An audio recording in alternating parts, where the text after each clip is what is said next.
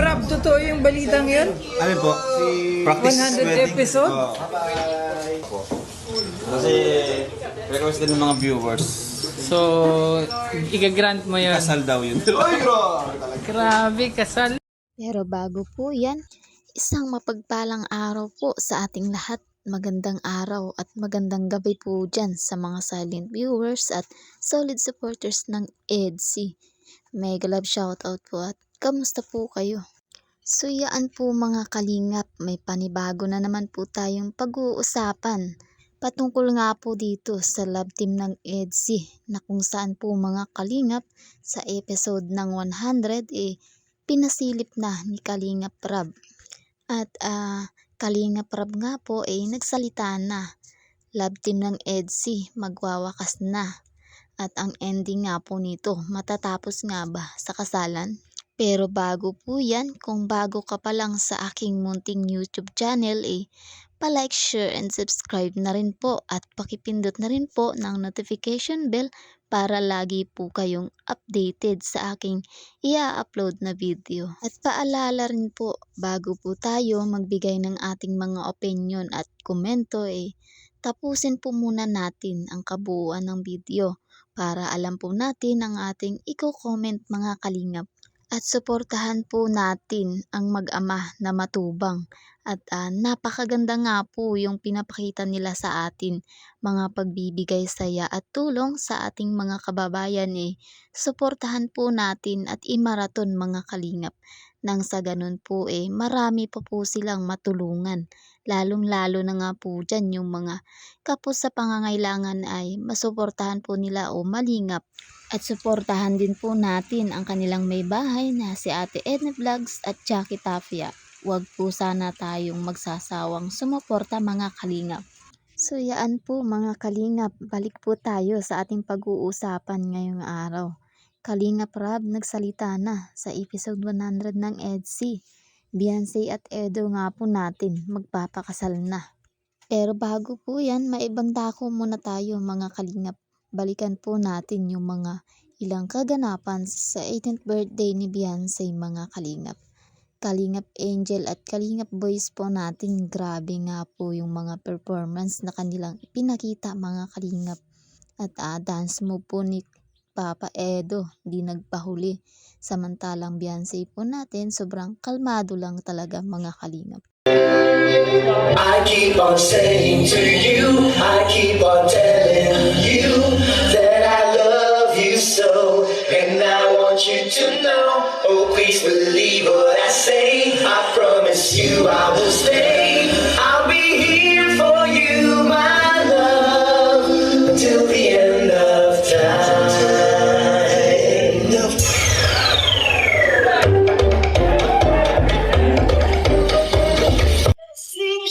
Ang lakas ng ating, ang lakas ng ating, ang lakas ng ating.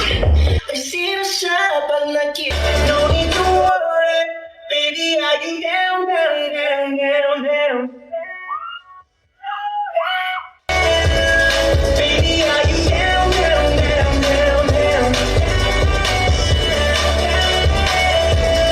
Even if the sky is falling down.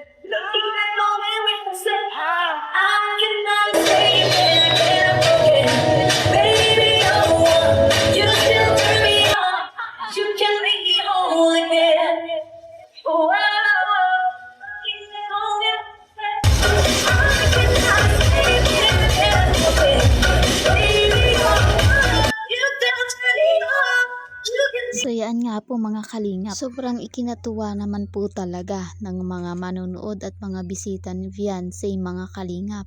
Halos lahat nga po ay nag-ingay, nagsigawan sa sobrang kilig noong sumayaw nga po itong si Edo at Beyonce mga kalingap.